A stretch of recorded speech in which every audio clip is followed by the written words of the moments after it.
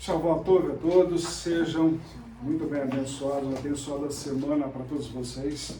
Novamente nós tivemos um problema técnico com o nosso celular, mas estamos providenciando o conserto e assim nós estamos improvisando no dia de hoje para que todos possam receber a palavra de Deus daquilo que Ele tem colocado para nós nesses últimos tempos.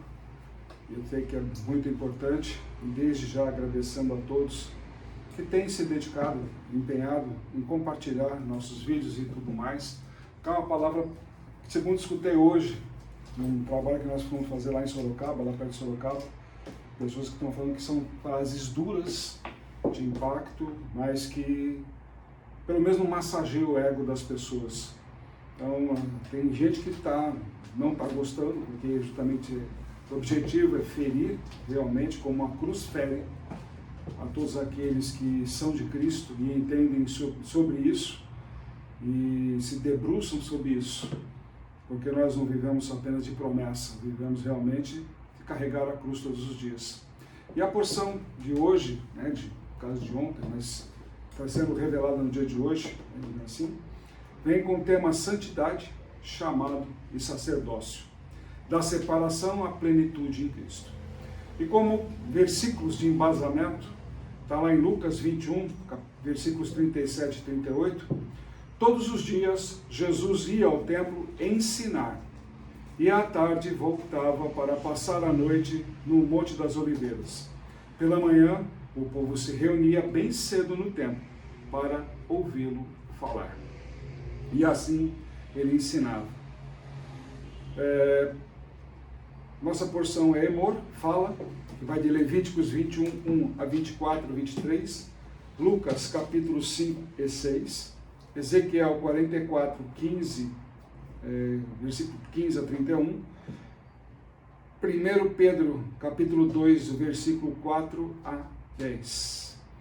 E não podemos deixar de começar o nosso ensinamento de hoje com a parábola O Portão, o Sacerdote e o Convite. Havia uma cidade construída ao redor de um templo santo. No centro, um portão que dava acesso à presença do rei. Sobre o portão estava escrito: somente os puros podem entrar. Muitos tentavam se aproximar. Alguns estudavam as leis da cidade por toda a vida. Outros buscavam segredos antigos, símbolos escondidos, caminhos alternativos. Alguns simplesmente desistiam, convencidos de que nunca seriam dignos. Perto do portão haviam sacerdotes. Eles examinavam cada pessoa e quase todos eram rejeitados. Um dia um homem simples se aproximou, sem títulos, sem prestígio. Os guardas já se preparavam para recusá-lo, quando o sumo sacerdote apareceu. Ele olhou para o homem e, em vez de examiná-lo, disse: entre comigo. Os guardas ficaram perplexos, mas ele não atende aos requisitos. O sumo sacerdote respondeu: ele não entra por quem ele é.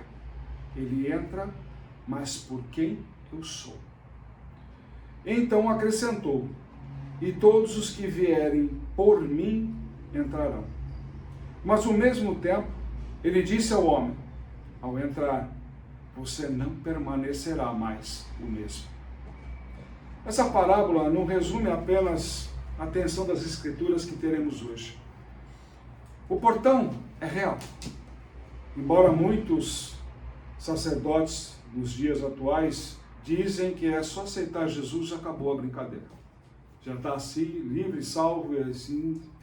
Muitos ensinamentos têm se acompanhado dessa forma, de uma forma errônea e mentirosa. Porque, aliás, como nós limos no livro de Jó, o inimigo, ou seja, Satanás, sempre está em ronda do mundo, sempre está olhando o que nós estamos fazendo, principalmente aqueles que são de Jesus. Isso daí mostra que santidade nunca foi, nunca será e nunca é negociável. Ou você luta por ela, ou você a perde. E Deus não relativiza a pureza. O problema não é o portão ser estreito. É pensarmos que somos largos demais para Ele. E aí começamos a colocar o que nós chamamos de ego. Muitos chegam, eu sou um ministro fulano de tal, da igreja tal, aquela coisa toda, você conhece a minha denominação, você sabe de onde eu sou, de aquilo, e começa a entrar o orgulho, preconceito, todas essas colocações que nós temos hoje no mundo em geral, todo cristão, todas as denominações cristãs, não importa se é católico, crente, enfim, todas elas, o orgulho tem permanecido nos altares. E aí justamente que começa um grande problema, o ego inflado. Não é capaz de passar pelo portão principal. E o portão é justamente a cruz. Se você não consegue passar pela cruz, ou seja, não consegue suportar a própria cruz que deve ser carregada, você tem um problema mais sério do que você imagina. Você não goza de santidade. Porque a santidade, ela te diminui. Ela te coloca numa situação onde você tem que reconhecer que, por mais que você tenha, nada tem. Mas Deus me dá tanto. Ótimo. Que bênção. Aí nós entramos na parábola do ensinamento do jovem rico. Dá tudo aos pobres. Não, mas como que eu vou dar aos pobres? Como eu vou realizar essa obra, essa proeza? Quando se quer, se faz. Se busca lugares que realmente ensinam esse caminho, que mostram como fazer, e não ser dependente do lugar ou de uma pessoa. Muitos se colocam hoje. Não, porque você tem que ter uma paternidade espiritual, aquela coisa toda. Sim, concordo que tem que ter. E agradeço muito a Deus pela paternidade que eu recebi. Várias paternidades, que Ele foi levando cada uma delas. E assim eu consegui chegar na posição que eu tenho hoje, graças à dedicação deles. Espero, pelo menos, fazer um pedacinho do que eles foram na minha vida. Que hoje eu consigo ser na vida de muita gente. Mas mesmo assim ainda quero fazer muito mais, como eles fizeram. E assim que se caminha, porque a paternidade de hoje não é aquela paternidade que tipo assim, vou te proteger religiosamente, como as pessoas fazem, espiritualmente, vou derramar a minha unção sobre tua vida. Paternidade, ela dá um amparo para você não cair. Te dá aquela cobertura no sentido de tipo, não, estou protegido de todo o mal. Mentira, isso aí não existe. A paternidade espiritual, ela tem uma função específica, que é cuidar. Cuidar para que você siga o bom caminho, corrigir. Paternidade justamente é o que é ser um pai, uma mãe, sobre a condução desse caminho. E tem que ser presente, tem que ser constante. O filho não pode simplesmente, tipo assim, vou visitar meu pai no final da semana. No mês que vem. Como muitos fazem hoje em dia. Largam lá, não, ele está orando por mim, ele está cuidando da minha vida espiritual enquanto eu estou no mundo. A paternidade espiritual é muito mais do que isso. Vai além. É realmente caminhar com preocupação, com cuidados. E realmente fazer com que cada filho cresça, mesmo que ele não tenha nada. Quantos pais hoje se sacrificam pelos filhos? Na antiguidade, posso dizer até dos meus pais físicos, nesse mundo que Deus me consagrou e me honrou com a presença deles enquanto foram presentes na minha vida, todo momento me corrigiam. Todo momento me davam o melhor, mesmo que sacrificasse e custasse para ele até um pouco de conforto. Mas o que eles queriam era me ver bem. E aqui estou, compartilhando daquilo que eles me deram, compartilhando o que a paternidade espiritual me deu junto com vocês. E assim, a santidade, ela vai sempre estar cuidando. Mas se eu não estou em santidade, como fica a paternidade? cuidando de você, até que você atinja o grau de amadurecimento da santidade. Porque é assim que deve ser. Porque o sacerdote, como o próprio apóstolo Paulo mesmo ensina, é escárnio do mundo. Não é mérito. Não é mérito. Achar que você, só porque você ocupa um cargo de pastor, ministro de uma igreja aí famosa, aquela coisa toda, que você é alguma coisa, segundo a Bíblia, você não passa de um hipócrita. Se você pensa dessa forma. Paulo mesmo ensina. Sacerdote tem que ser escárnio. Tem que ser aquele cara que o mundo inteiro vai humilhar, não adorar. Porque senão vira idolatria. Ou seja, o próprio Senhor nos explica. Haveriam falsos profetas nesse tempo. Nós estamos vivendo o princípio das dores. E justamente o quê? O que mais tem crescido é justamente falsos profetas. O que é isso daí? É buscar idolatria. É buscar ocupar o lugar que é de Deus. Usam o nome de Jesus, com certeza. Mas, primeiro fala fulano de tal, ciclano de tal. Não fala de Jesus. Ah, a igreja do apóstolo, a igreja do pastor, do bispo, disso. Não, que é a igreja de Jesus, que a gente saiba. Não do ministro. Isso não tem poder nenhum sobre aquela igreja. Nenhum. Antigamente, no Antigo Testamento, até concordo. Porque passava de pai para filho. Começou assim, Araão passando para os filhos, e assim foi seguindo a sequência até se encerrar. Hoje, nosso sumo sacerdote tem nome. Se chama Jesus. Da ordem de Melquisedeque. Quando ele apareceu para Abraão, foi para abençoar. E Cristo aparece para nos dar vida. E aí a gente tem que fazer o famoso exame. O exame imparcial.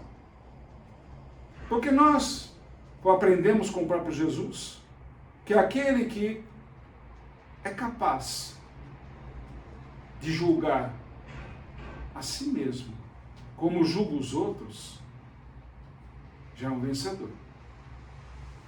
Porque, na verdade, as pessoas hoje em dia têm muito fácil apontar o dedo para os outros e esquece de apontar para si próprio. Eu costumo usar o exemplo da arma, né? O pessoal faz isso, tipo de coisa, aquele fulano de tal lá, mas tem 3 dedos aqui apontando contra você. Isso é um ensinamento que eu aprendi com meus pais e que serviu até hoje. Que antes de começar a apontar o dedo para o outro, olha para cá. Você tem 3 apontando para você. Que é o Pai, o Filho e o Espírito Santo. E aí, se você consegue enxergar esse tipo de situação, você garante que religião não garante acesso. A religião jamais vai garantir acesso para você. Sacerdotes também são avaliados nesse caminho. Não pense, não, agora ele é ungido de Deus, é um consagrado de Deus. Aí começa o caminho. O caminho por baixo, não por cima. Jesus nem se colocou nessa forma em momento nenhum. Ele curou lá o leproso, ele curou aqueles 10 e voltou um, aquele negócio. Mas o que ele falou? Vão até o sacerdote e cumpram aquilo que Moisés determinou. Ele não quis o galardão. Ele mesmo falou, não falem de mim. Não falem quem foi que curou. Se apresentem, foi Deus que curou. Mas as pessoas não acatavam esse tipo de ensinamento e de cultura. E aí por quê? A religião é dessa forma. Ela quer galardões. O cara da placa tal, assim, assado, aquela coisa toda. O que te leva aos cultos emocionais que nós temos hoje em dia? Jesus prometeu, ele vai ter que cumprir, porque a palavra dele não volta atrás. Concordo em gênero, número e grau. Mas, e você? Tem cumprido o seu papel com Cristo? No livro de Malaquias, todo mundo gosta de usar. Tragam os tesouros, né, as ofertas, dízimos, tudo da casa do Senhor e abrirei janelas dos céus. Só que esquece que alguns versículos antes, o Senhor mesmo fala: vocês me roubam. E quem é que rouba a Deus, senão o próprio sacerdote? Porque aquilo que é colocado no altar, colocado pela pessoa pela fé, porque ela foi tocada. Aquilo que ela pode dar, ou aquilo que ela deu conforme a determinação, então aquilo foi entregue para Deus. Mas quem é que tem que encomendar isso para Deus? Senão o próprio sacerdote.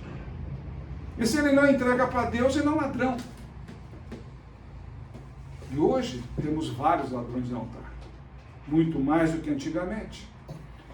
O conhecimento espiritual que nós podemos alcançar jamais vai substituir uma aceitação divina. Jamais. E aí nós temos o quê? Uma pergunta que não é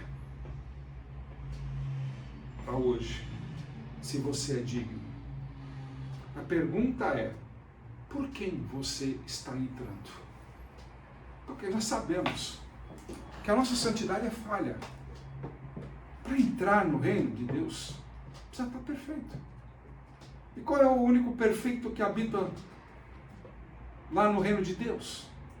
Que se sacrificou para justamente nos salvar. Se você não entra por Ele, é como se você estivesse subindo o aprisco e querendo pular um muro, entrar escondido no reino. Você não vai conseguir. Não vai conseguir. Porque lá dentro, toda a impureza é destruída. O convite hoje ainda continua aberto. E ele não mudou. Ninguém vai entrar sozinho no reino. Ninguém entra. Tipo, eu sou fulano de tal, pratiquei tantas obras, fiz tantas coisas, que nem lá está escrito. A sua fé, se não tiver obras, é morta. Que obra você tem praticado? Vamos ler o Tiago. Qual é a sua fé para praticar obras? Ajudar quem? Nós falamos sempre. Aqui nós vamos para debaixo de ponte, vamos atender pessoas na rua, vamos fazer um monte de coisa por aí. A gente faz. Dá alimento para as pessoas. Abastecendo famílias que estão necessitadas. Não de qualquer jeito. Montamos uma cesta, por exemplo, chegar lá, estamos distribuindo cesta. Não. Você está precisando do que na sua casa? Nós vamos lá ver. Eu faço esse trabalho de conhecer cada pessoa, o que ela precisa, mas desde que ela não seja dependente dessa cesta, mas que dê aquele famoso empurrão para ele conseguir coisas, limpar até o nome. Tem pessoas que falam que recebeu a cesta básica, aquilo que ela ia gastar no mercado, ela pagou uma conta que estava atrasada. Olha a benção. O outro falou, vou conseguir comprar um negocinho para ganhar mais dinheiro. Benção. Eles viram naquela cesta uma oportunidade, não um alimento que está sendo dado para abastecer a barriga. Bem diferente. Se o padrão é o mesmo, igual a sócia agora está sendo oferecido, o que exatamente mudou desde Gênesis até agora? Vocês já pararam para pensar? Quem pode se aproximar de Deus e como? Não, eu faço muita oração, eu faço vigílias, eu faço, jejum, faço um monte de coisa. Certo, concordo, mas quantas vezes? De vez em quando, lá eu falo, de vez em quando é uma história diferente do que você fazer constantemente. É a mesma coisa que a gente pegar o Salmo 91. Aquele que habita no esconderijo do Altíssimo. Começa por aí. habita, ou seja, mora. Se mora, tem residência fixa no esconderijo do Altíssimo. Não é no final de semana que você vai lá. Não é tipo, saiu do culto, não, agora eu vou para o mundo. Vou viver o mundo. Não, quando chegar no final de semana, eu vou lá na igreja, então eu estou dentro do esconderijo do Altíssimo. O esconderijo do Altíssimo é quem habita, ou seja, tem residência fixa. E quando sai, é para degladiar, é para lutar, mas para voltar para casa. Aonde? No esconderijo do Altíssimo. Porque afinal de contas é a sua habitação. E hoje a sua habitação espiritual tem sido aonde? Em que lugar? Em que momento? Você sai para a luta e volta para casa. E aí, como é que você quer ser protegido se você não habita nesse esconderijo? Você não apresenta lá. E, por exemplo, se a gente começa a olhar Levítico, os sacerdotes eram sem defeito. Não podia ter uma vírgula na barba errada que já estava desqualificado. E hoje? Se for levar a ferro e fogo, como antigamente, hoje está cheio de sacerdote com tatuagem no corpo inteiro. E falando de Jesus. Ele é mais ou ele é menos que aquele lá? Não. Mas tudo depende do que ele está fazendo, do que ele está ensinando. Se ele quer aplausos para ele ou para Jesus. Não é falar lá no púlpito, aplausos a Jesus, aquele negócio todo mundo fica lá no púlpito, não é isso. O cara está querendo um aplauso para ele. Jesus não precisa de aplauso. Ele precisa do teu coração, da tua vida. Porque santidade nunca será opcional. A santidade é a condição de acesso por esse portão. E nós não somos capazes. Precisamos de Jesus para tudo. O padrão é inalcançável para o homem comum. Se você começar a olhar, e nós aqui estudamos muito a Torá, né, a lei, o Pentateuco, os 5 capítulos, né, os 5 primeiros livros da Bíblia, e aí todo mundo fala, lá vai judaizar. Eu falo, não vou judaizar, vou ensinar. E aí vou explicar por quê. Muito sacerdote de hoje em dia abomina isso, começa a falar de judaização, aquele negócio todo, a coisa mais hipócrita que eu conheci nessa vida que eu venho conhecendo, venho trabalhando junto de Deus há tanto tempo. A Torá, ela nunca nivelou ninguém por baixo. Pelo contrário, lugar alto. Tem que ser alto. Nós ensinamos na semana passada. O Senhor mesmo falou, vocês sereis santos porque eu sou Deus, sou santo. Então, se você não busca a santidade, você não busca a imagem e semelhança de Deus. Começa por aí. Então, a partir desse momento, a Torá, ou a lei, como queiram chamar, o que ela está fazendo? Revelando o abismo que existe. Que abismo é esse? Aquele que nós lemos lá em Lázaro e o rico. Simplesmente isso. E o rico pergunta, olha, vai lá, avisa a minha família, que é assim, que eles começam, aqui é comprar. Mas peraí, o próprio Senhor mesmo fala. Eles têm a Torá, usando a mesma expressão, eles têm a lei, em algumas traduções. Eles têm a lei. Por que se não debruçam sobre a lei? Por que não se dedicam a ouvir? Não, estamos massageando a nossa situação. Não, falar de Deus, mas nós temos tanto dinheiro, para quê? Falar de Deus, estamos bem, está tudo certo, para a vida futura vai dar tudo bem, tudo tranquilo. E aí nós descobrimos que santidade não é identidade cultural ou nem mística, é exigência divina, e ela é objetiva. Então tem muita gente aí que vem fazendo esses cursos aí, que nem está vendo um programa que estava passando lá, falando assim, não, se você está ouvindo esse programa, porque Deus tem uma mensagem dos anjos e da configuração de não sei o que. Eu falei, pelo amor de Deus, vá ler a Bíblia. Para desse negócio de misticismo. Para. Não, porque os anjos, o arcanjo, não sei o que. Para. Quem dá ordem no anjo é Deus. Está escrito. Aos seus anjos ele dará ordem. Não é o homem que vai dar ordem para anjo. O anjo também não dá ordem. O anjo não tem poder a não ser pela vontade de Deus. Ele só vai realizar aquilo que Deus determina. Ele não vai sair dessa linha de raciocínio, porque senão ele vai se tornar um anjo caído. Pô, ninguém estudou a Bíblia ainda sobre isso. Ninguém ensinou sobre anjo caído para vocês. Os quais eles perderam a santidade. Quem é Satanás, senão um anjo caído que perdeu a sua santidade? E se você está perdendo a sua santidade, você já sabe a quem você está seguindo.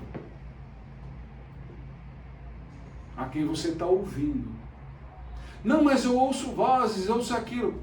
De quem? De Deus? Ou de Satã? De quem? Se a gente olhar no livro de Ezequiel, apenas os filhos de Zadok podem ministrar. Porque os outros levitas começaram a ser limitados. Ah, mas por que disso? Por causa do exílio. Porque eles não seguiram aquilo que Deus queria. Eles se afastaram de Deus. Perderam a conexão com a da santidade. E aí Deus mantém um padrão ainda mais restrito. Após o exílio. Ele pune e tipo assim, já que vocês aprenderam a lição, que se afastando de mim, vocês vão lá para o exílio, ei, muda o padrão agora, vamos ver se você agora aprende. Começa a apertar o cerco. Começa a ser exigido. É a mesma coisa que no ensinamento de Paulo. Aquela pessoa vai lá, conhece Cristo, que legal, é consagrada, é levantada, aquele negócio todo, que lindo e maravilha. Aí volta para o mundo. O que acontece? Perde consagração, perde todo tipo de trabalho, tudo aquilo que ela semeou, foi tudo por água abaixo. Como uma enxurrada, levou tudo, desterrou tudo. Criou até aqueles sulcos ferindo a terra. Criou a famosa erosão. Aí ele fala assim, me arrependi, agora eu quero voltar para Jesus, aquela coisa toda. Paulo fala, você quer crucificar Cristo de novo? E quantas vezes você vai crucificar Cristo? Por isso que até quando a gente vai entrar nas águas, não é simplesmente um caminho de tipo, passei pelas águas, agora eu estou em Cristo e agora eu posso celebrar a Santa Ceia junto com os meus irmãos. Que romântico. Que romântico. E ninguém ensina que ali você assume que a Bíblia começa a ser o seu caminho de fé. É o caminho a ser cumprido. É o Evangelho de Jesus que começa a ser cumprido, aquele que você vai começar a seguir. Não, mas Jesus prometeu, tem um monte de promessa de Jesus, mas ele também falou, vocês terão tribulações. Ele não falou que o caminho ia ser fácil, ele falou que o caminho ia ser dificultoso, ele explicou tudo isso, ninguém ouviu. Assim como os próprios 12, ele falou, eu vou morrer. Como você vai morrer? Vou morrer. E no terceiro dia eu ressuscito. Todo mundo, os 12, olhando um para cá do outro. Tá brincando. Acho que bebeu vinho demais. O que aconteceu? Ele falou a verdade. Ele ressuscitou o terceiro dia. Eles viram Jesus subir aos céus. Livro de Atos, capítulo 1. Eles viram. E também ouviram a promessa. Ele voltará. E nós estamos esperando até hoje. Com paciência e esperança. Todo aquele que é de Cristo, quando olha para o céu, se enche de esperança. Não para ver se o tempo está lá, vai chover. Não, que lua linda, né? Aquele negócio todo. Não. Ele está voltando.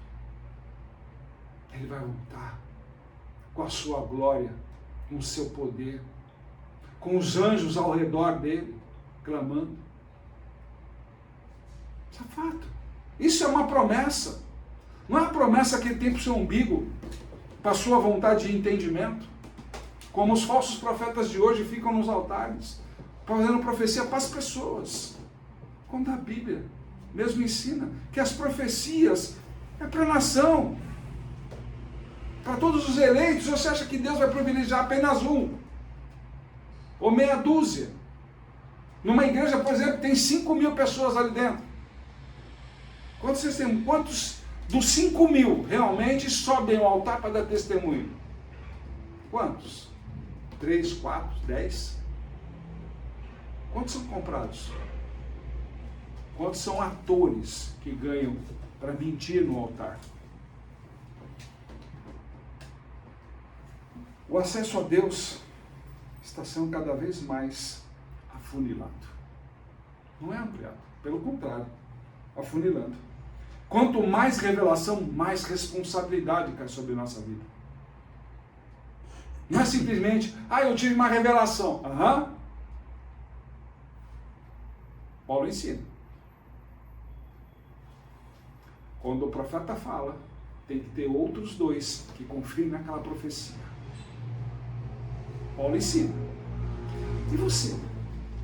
Tem ouvido um profeta, porque ele é o profeta, então ele falou, fechou, beleza, tranquilo. Cadê os outros para confirmar? Ou para contestar? Se não, Paulo mesmo ensina, cale-se. Fique quieto.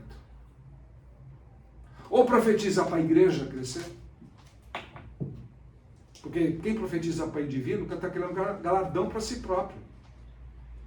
Está fazendo o quê? Semeando idolatria. Não, ele profetizou sobre a minha vida e aquilo aconteceu. Olha que maravilha, o cara é profeta, aqui não sei o quê. Um caso. No meio de 5.000. É isso. E se muda aquela vida, o que vai trazer de benefício para os outros 5.000? Que nem, por exemplo, Gideão. Era guerreiro? Não. Era soldado? Não. Trabalhava na lavoura. Ei, Gideão, você está sendo separado para vencer os exércitos. Foi só Gideão que foi abençoado? Ou abençoou a nação? Até concordo. Vou profetizar sobre a vida de fulano e tal. Beleza. Mas a vida dele vai ser transformada para benefício de quantos? A Bíblia inteira é assim. A Bíblia inteira é assim. Ele chamou Moisés. Concordo? Moisés foi beneficiado porque ele conversava com Deus. Concordo em gênero, número e grau. Ele consagrou Abraão como sumo sacerdote, que é irmão de Moisés. Opa! Então não foi só Moisés que foi abençoado, mas as 600.000 vidas que saíram da escravidão para atravessar o deserto. Então, ou seja, Deus continua trazendo bênçãos para um, mas para atingir todos. O que tem acontecido na sua igreja? Quantos têm sido abençoados? Ou somente aqueles que puxam o saco do sacerdote ou dos ministros é que são agraciados lá com uma oração especial, com alguma coisa nesse sentido. E aí, quando chega no templo de Jesus, lá em Lucas, ele redefine o acesso. E nós vamos poder ver que Jesus vai chamar os pescadores, não o sacerdote. Prestaram atenção nisso? Ele vai purificar leproso, ele vai perdoar os pecados. Mas que é isso? O Que isso? Quem deu autoridade para você perdoar pecados? O maior escândalo teológico da atualidade ali naquele momento. E até hoje. Segundo algumas igrejas, isso é escândalo. Jesus não tinha autoridade para fazer isso. Escutei no outro dia de um ministro. Eu comecei a rir, eu falei, bom, cara, volta a ler a Bíblia do começo que o negócio aí deu um curto-circuito no seu cérebro, né? Porque o negócio não está dando certo. Jesus não ignora a lei. Pelo contrário, ele age com autoridade sobre ela. Tudo que ele fala, o que está escrito na lei. O que está escrito na lei de Moisés? Cumpra. Lembram da mulher que foi pega lá no suposto adultério?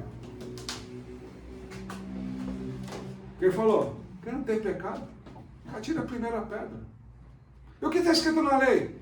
Eu não posso pegar um, eu tenho que pegar os dois no ato. Onde está o homem? Ou a mulher era sozinha?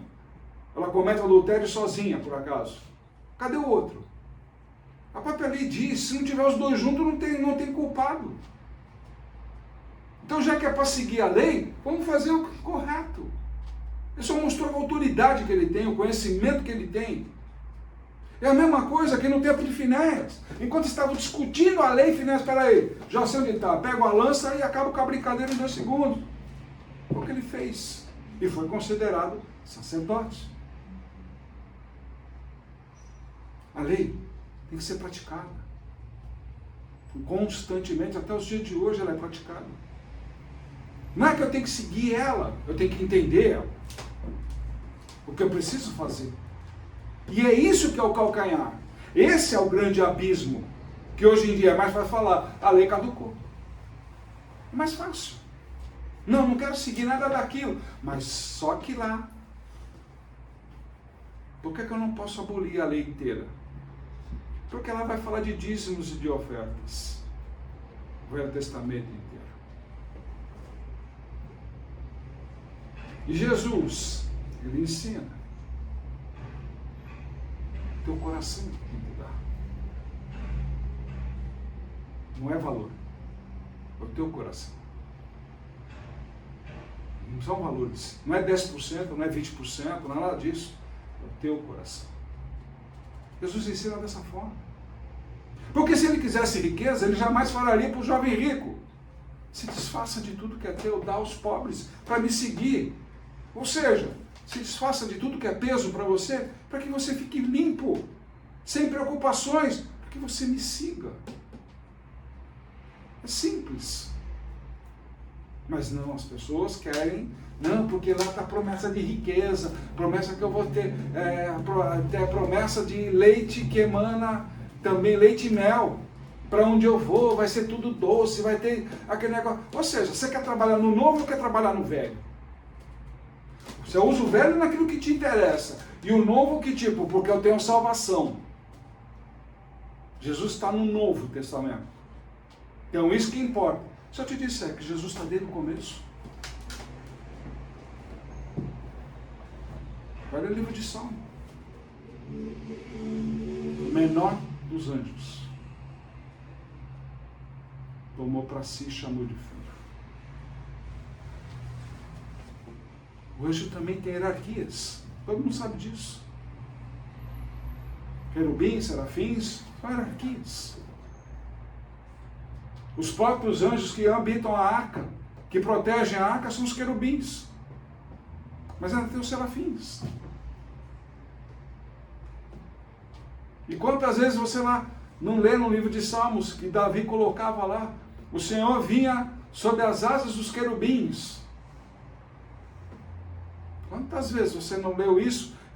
Não preste atenção. Claro, você está buscando aquilo que te interessa. Leia com calma cada versículo da Bíblia. Cada versículo tem ensinamento. Se você pegar o livro de Provérbios, é um ensinamento atrás do outro, cada versículo. Desde o primeiro versículo no capítulo 1 até o último no capítulo 31, É só ensinamento. Cada versículo é uma pancada na gente. E como ele mesmo abre, ensinarei os segredos ocultos dos sábios. Está escrito lá. Jesus, nós temos que decidir se ele estava blasfemando ou ele se disse quem se diz ser. Ele provou para nós quem ele é. E se você começa a olhar o capítulo 6, no Sermão da Planície, lá em Lucas 6, ele inverte as bem-aventuranças. Inverte tudo aquilo que estava sendo dito. Ele vem para pregar o amor aos inimigos, obediência prática. A casa construída na rocha significa que é ouvir e praticar as palavras de Cristo. Não de outra maneira. Quando você vai falar de tipo, eu sou edificado numa rocha que se chama Jesus. Certo. Se ele é teu alicerce, por que você não segue os ensinamentos de Jesus? De uma forma simples e cristalina. Por quê?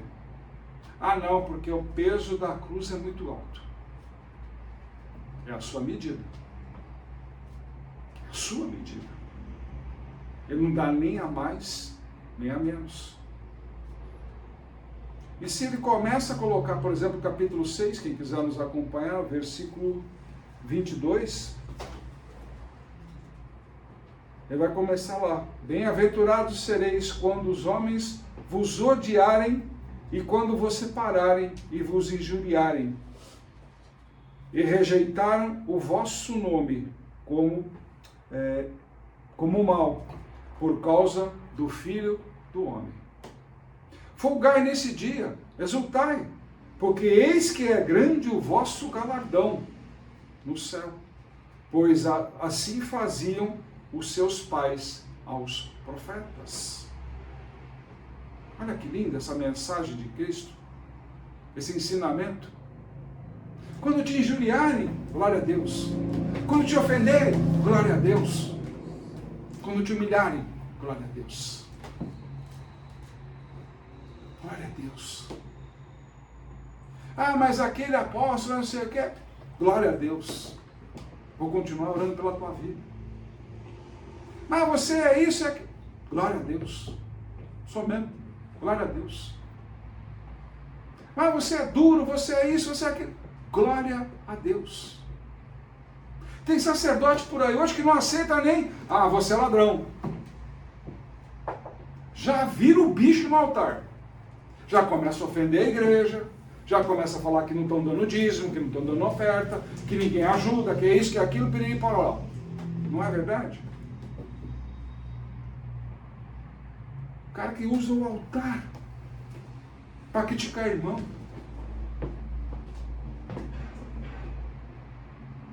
Se eu sou irmão, dou glória a Deus. Opa, estou sendo criticado por um ungido de Deus. Amo isso. Está dizendo aqui. Está aumentando o meu galardão no céu. Me ofende. Você só está aumentando o meu galardão lá em cima. Pode me ofender, não tem problema nenhum. Não ligo. Porque maior é aquele que está em mim do que aquele que está dentro de você e habita no mundo. João 3. E aí ele continua. Mas ai de vós, ricos, bem expressão, porque já tendes a vossa consolação. Olha que frase bonita.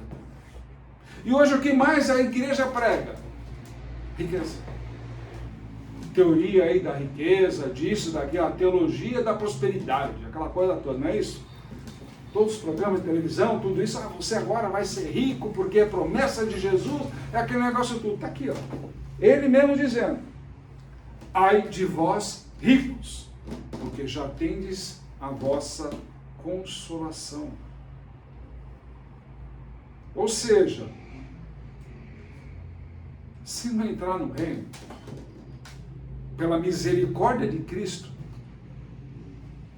vocês vão dormir no inferno. Simples assim.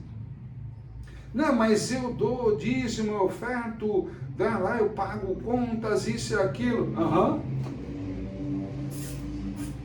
Não se esqueça que o próprio Jesus mesmo disse: mais deu aquela viúva com 2 moedinhas do que o rico que deu que estava no bolso.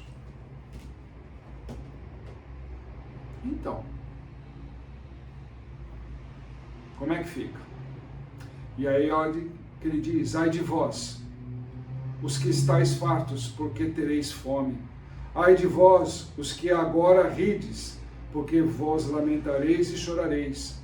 Ai de vós, quando todos os homens de vós disserem bem, porque assim faziam seus pais aos falsos profetas. E o que nós temos hoje, senão falso profeta com um bando de puxa-saco?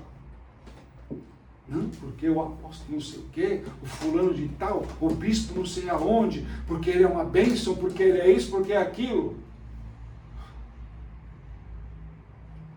Mas basta uma deslizada. Eu fui enganado pelo bispo, ele prometeu que se eu oferecesse um apartamento lá no altar, eu teria uma mansão. Se eu colocasse o carro no altar, eu teria o carro do ano. Teve até um tempo aí que teve um bispo que falou que se colocasse o carro velho no altar, você andaria de Lamborghini. Sumiu esse bispo. De tanta vergonha. São os falsos profetas, essas igrejas estão brigando isso. Está aí. Quer mais verdade do que essa? Quer mais verdade do que essa? Mas, ai de vós. Mas a vós, que isto ouvis, digo: amai os vossos inimigos, fazei bem aos que vos odeiam, bendizei os que vos maldizem, e orai pelos que vos caluniam. E se amardes aos que vos amam, que recompensa tereis? Também os pecadores amam aos que o amam. E se fizerdes bem ao que vos fazes bem, que recompensa terei? Também os pecadores fazem o bem. Ou seja, você quer ser considerado na santidade ou no pecado? São as únicas definições que você tem. Mas eu faço bem. Para quem? O pecador também faz bem. Para quem lhe interessa. Então, são as duas situações que tem que viver. E aí Pedro vem para nós com o sacerdócio real. Uma nação santa. Ou seja, andar nos caminhos do Senhor. E é isso que até hoje um grande ensinamento que Jesus nos dá, quando ele mesmo diz: eu sou o caminho, a verdade e a vida. O caminho é esse. O caminho é o mesmo de Cristo. Paulo mesmo fala: sejam imitadores de Cristo. Tome a sua cruz. Como ele mesmo diz, todas as manhãs, tome a sua cruz. Carrega a sua cruz. E siga o caminho. Não vá atrás de discursos, de teologias que ficam lá mais preocupadas com o diploma que tem na parede. Porque eu sou o doutor, eu sou o mestre, eu sou isso, sou aquilo. Quando ele não consegue nem atravessar a porta estreita. Não, mas eu dou aula. Mas você não atravessa a porta. Não entende isso? Não, mas eu sou. Você não é nada. O único que eu sou é Ele. É o único. Nós estamos aqui, digamos assim, posso até, vou me permitir ser ofendido, fazer uma comparação idiota. Estamos sendo como se fosse o Frankenstein, junto da criatura e o Criador. A criatura não aceitou se viver daquela forma e matou o Criador. Quantas vezes nós estamos matando o Cristo no nosso dia a dia, como um Frankenstein? Por acaso nós somos pedaços de carne unidos num único corpo? Deus nos fez daquela forma horrível, para que hoje nós simplesmente queremos mandar em Deus o que Ele tem que nos dar, o que Ele tem que nos abençoar, o que Ele tem que dizer. Nós estamos ditando para Ele, por acaso? Nós por acaso sabemos qual o caminho? Sabemos onde nos leva? Não. Não. A linguagem que nós temos no Velho Testamento é para as pessoas comuns. Ele selecionou Moisés, pastor de ovelhas. Ah, mas ele matou um cara. Pastor de ovelhas. Libertou um povo. Pegou um pequeno Davi, pastor de ovelhas, para derrubar o gigante Golias. Quantos exemplos você quer? Quantos? Quantos mais você precisa de exemplos bíblicos de que nós podemos ser chamados e somos chamados a todo momento para um sacerdócio? Não um sacerdote, não que eu vou ser pastor, eu vou ser ministro, eu vou ser tal igreja, já me falou que eu vou ser assim, assado, consagrado. Não é esse. Sou sacerdócio é praticar aquilo que Cristo fez. Ajudar todo mundo. Acolher os necessitados. Não é simplesmente passar por um mendigo cair na rua lá e você não fazer nada. Não fazer nada. Não é pegar lá um pacotinho de bolacha e entregar para ele. Não é nada disso. Deve estar passando fome. Senta e conversa.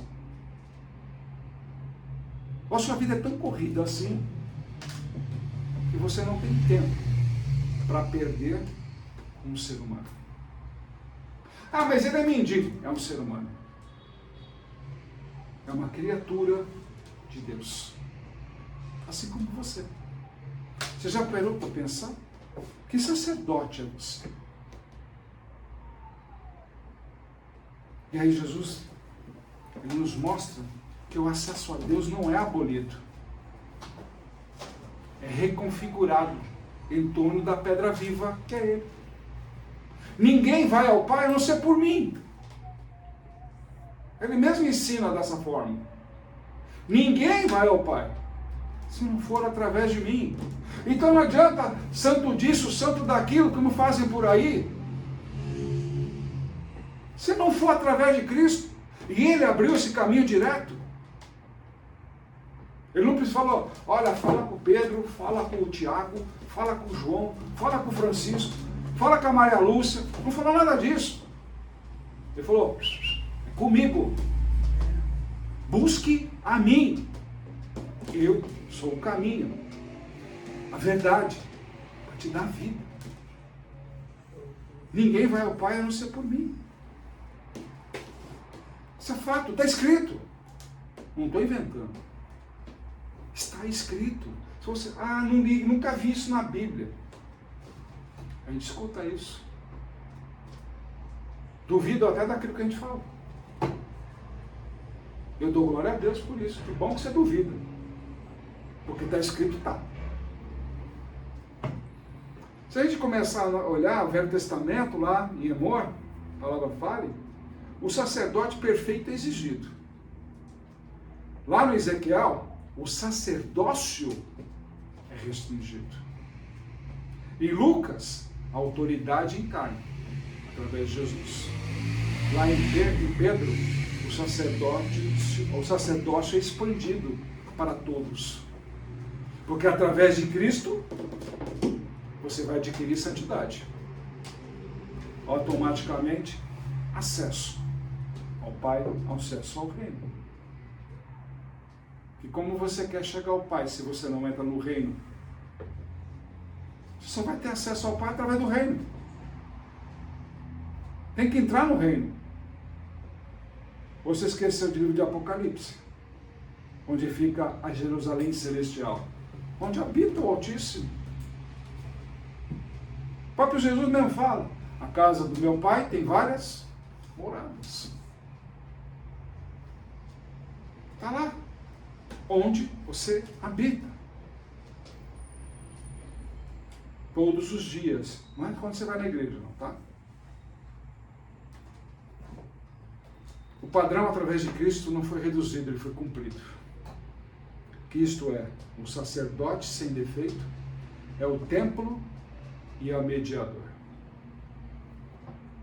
Se buscarmos acesso a Deus por mérito, tradição ou conhecimento místico, estamos ignorando o próprio padrão que o Senhor estabeleceu, desde o princípio.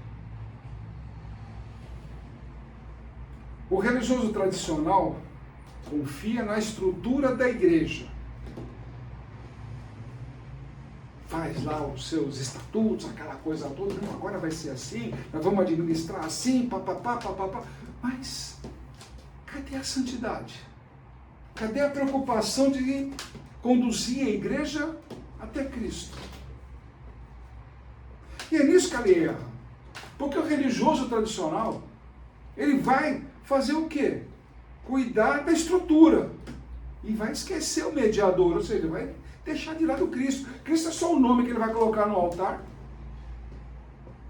E vai falar o que está escrito na Bíblia que mais lhe agrada. Vai fazer o seu discurso, conforme ele deu o entendimento. E ponto final, ele vai falar, é o Espírito Santo. Bom, você quer comprar essa verdade? Ou essa mentira? O místico busca acesso ao conhecimento oculto. E não é para redenção. Porque ele nunca vai atingir.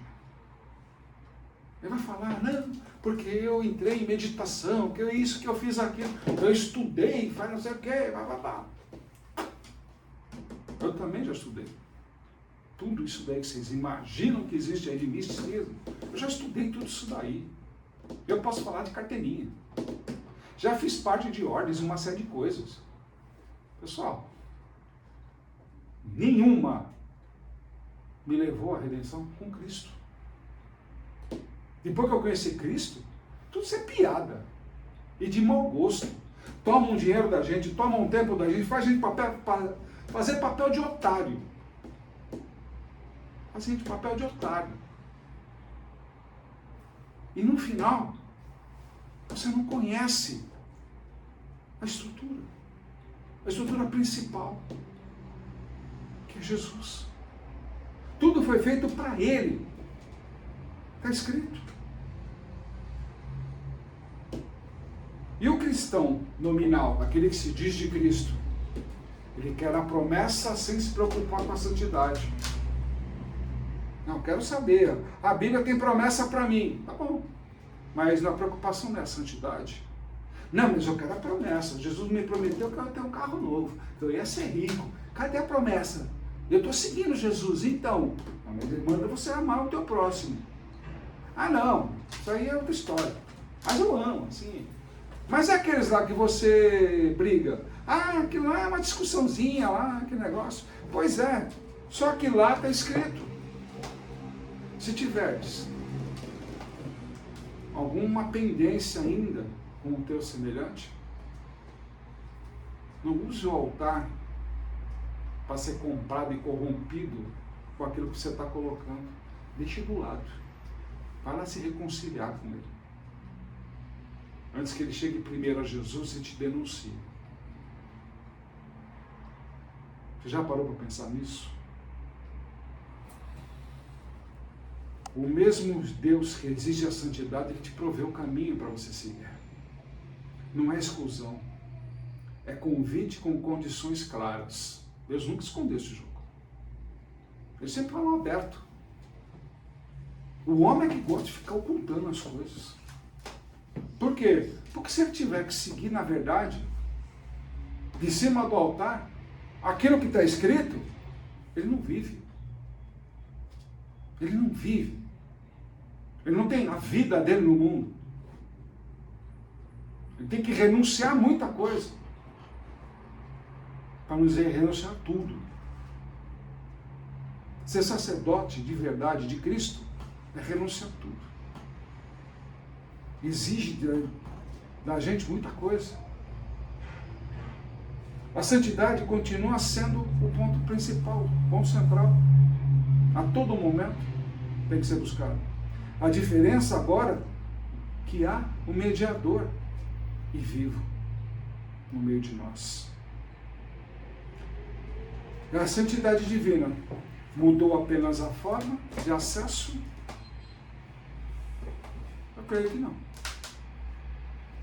Ela continua do mesmo jeito, só que agora estamos assumindo que somos incompetentes para alcançar uma santidade plena sem Cristo. Não conseguimos atingir uma santidade plena sem Ele. Porque Ele é tudo.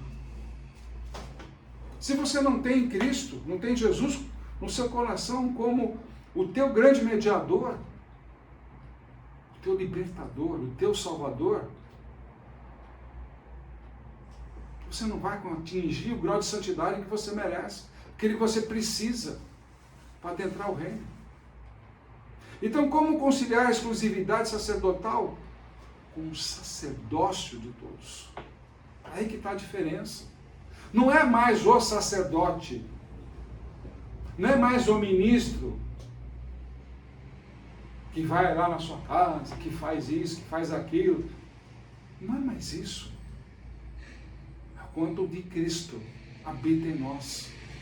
O quanto o ministro traz do seu grau de conhecimento, de influência que ele tem através do Espírito Santo, e ele traz para dentro da tua casa, para dentro da tua vida, Jesus.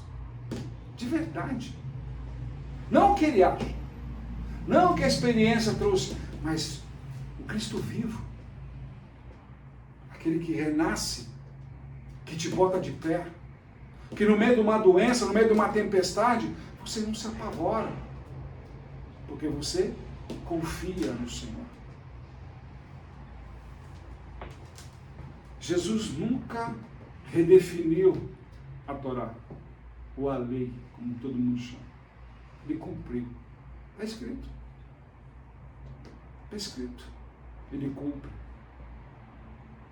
Sem pecado, sem nada. Ele assume o papel de pecador. Deu a vida pela gente para não ser salvador. E nós somos incapazes de nos colocarmos no próprio mesmo madeiro para dar a nossa vida por Ele. Já pensou nisso? Não, mas a minha vida é estável, minha vida é confortável, minha vida eu tenho o que eu preciso, aquele negócio. Mas Ele também tinha uma vida celestial antes de vir ao mundo. Ele abriu mão daquilo para se tornar o sacrifício, mesmo sendo puro. E aí Ele levou todas as nossas iniquidades sobre si. E nós não somos capazes de oferecer a nossa vida a Ele.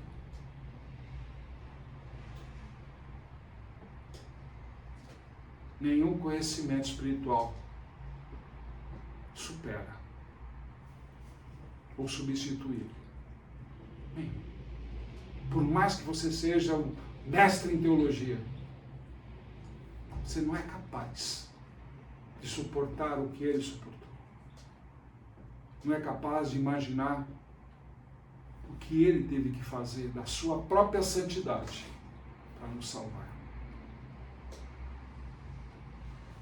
Desde, como eu falei, desde quando eu conhecia. Eu não conheci simplesmente assim, não, porque eu ouvi falar, não. Conheci pessoalmente. Todos os dias eu converso com Ele. Todos os dias. Ele não falha. Ele ensina, ele tem prazer em ensinar. Só pega a Bíblia. Ele senta com você e lê com você. Ele estuda com você. Não é aquele negócio tipo você pegar quando você tem vontade.